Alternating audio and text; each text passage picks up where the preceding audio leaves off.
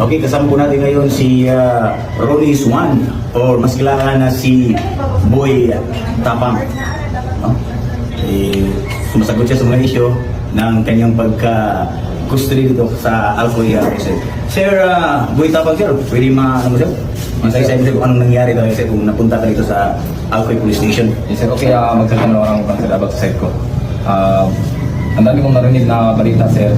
Sabi ng mga dumadalo sa akin. Di man lang pinantay na makipakinggan yung side ko, kung ano yung totoong buong story. So, basta lang sabi ng kung ano-ano, pero naintindihan ko kasi Pinoy tayo eh. Kahit nagawa ka ng tama, may masabi pa rin. Kahit kung gagawa ka ng mali, malamang may masabi silang na mali. So, hindi mo expect na tama yung sabihin nila na nagagawa ka ng mali. Saka, ano sir, kung mapagsabi sila na napakasama kong tao, ano bang akala nyo sa problema ko ngayon? Nakapatay ako, nang-rape ako, nagnakaw ako, addict ako. Yung problema lang po namin, napakaliit lang po talaga.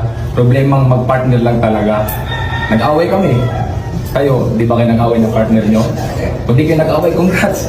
Kasi nasa perfect na relationship kayo. Kung nag-away kayo, natural lang yan. Kung nag-away kayo, nagbuhatan kayo ng kamay, yun na hindi tama. Pero yung sinabi nila sir na binugbog ko yung partner ko, abay yan sir, hindi totoo yan. Yung partner ko sir, kasama ko yan dito, nakulong ako, binabantayan niya ako sir. Kaya tignan, iharap ko dito yung partner ko sa inyo. Walang kayong makitang sugat sa mukha niya, pasa sa mukha niya, bali-bali buto. Wala kayong makita, napaka-ganda ng kutis ng misis ko dito pag nandito siya sir. Walang bugbog na nangyari sir. Sa katunayan nga, sa sobrang away namin, dumating sa punto na nasira lahat ng gamit namin sa bahay. Siguro yung mga gamit na nasira doon, nagkakalaga ng mga 30,000, kasi lahat nasira talaga, mga TV namin, binasag talaga lahat, sobrang galit niya. Tapos pumasok siya sa kwarto ko, habang ako titignan ko siya sa paninir, pag sira niya mga gamit, pumasok sa kwarto, titignan ko siya, parang nangasar ba, sige, basagin mo lahat ng gamit dyan. O sige, ganun, papakulong kita, ganun. Pumasok siya sa kwarto, nakalak yung pintuan, sinira niya yung pintuan. Tapos pagkasira, pumasok siya sa nabutas na pintuan, yung sira na pintuan, yun yung hinampas niya sa akin. Nung pag-apas niya, niyakap ko pa nga siya eh. Sabi ko, tama na kasi naawan ako sa mga gamit ko. So, nung hinakap ko siya, hanggang dumating yung mama ko, nagalit yung mama ko na bakit daming sira dito. Napagalitan siya, hanggang nag-awit na mama ko, hanggang lumala tuloy yung away, hanggang pumunta siya dito sa police station. Nag-report siya.